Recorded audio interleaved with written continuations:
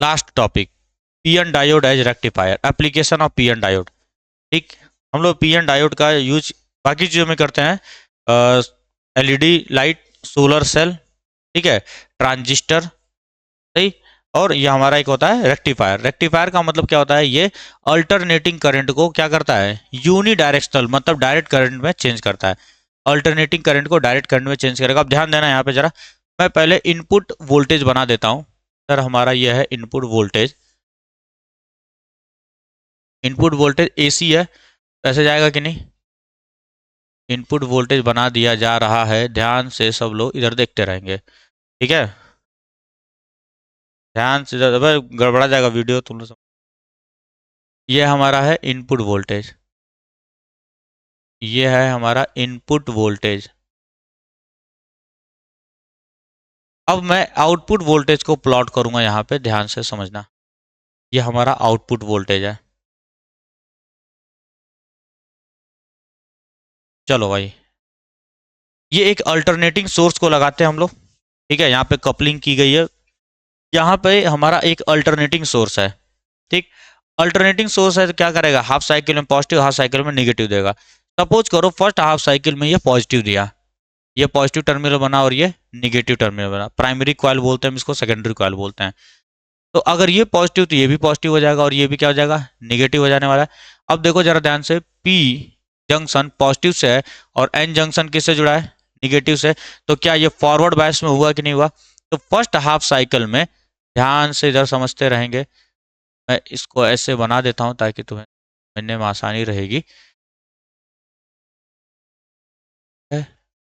ऐसे।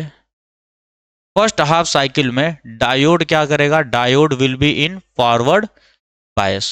Forward bias में होगा तो करंट जाएगा कि नहीं जाएगा, उसमें से जितना वोल्टेज जा रहा होगा या जितना करंट जा रहा होगा उसको पूरा का पूरा वो भेजेगा।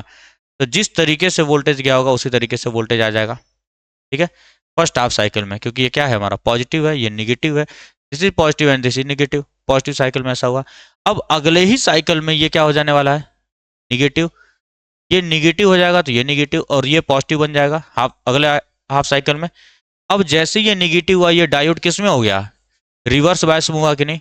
डायोड रिवर्स बायस में, और चिल्ला चिल्ला के मैं बोला हूँ, रिवर्स बायस में कोई भी करंट नहीं मिलने वाला है, कोई वोल्टेज नहीं मिलने वाला हमको, कोई वोल्टेज नहीं मिलने वाला है।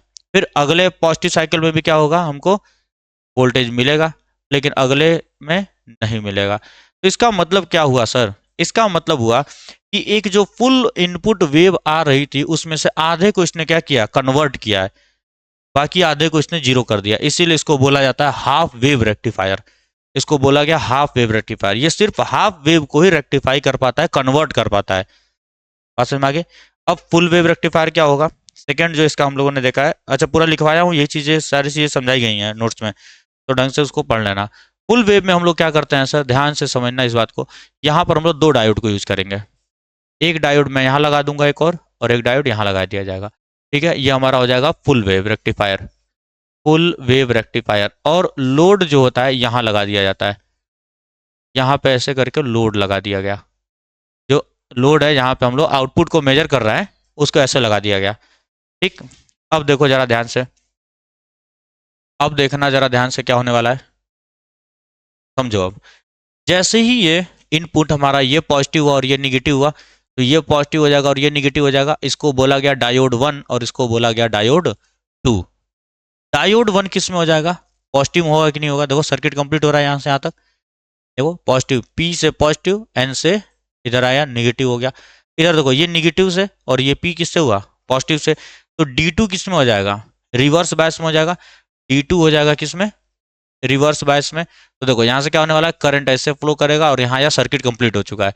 तो करंट हमको कहाँ से मिलने वाला है, सिर्फ D1 से मिलेगा, पॉजिटिव, सही है।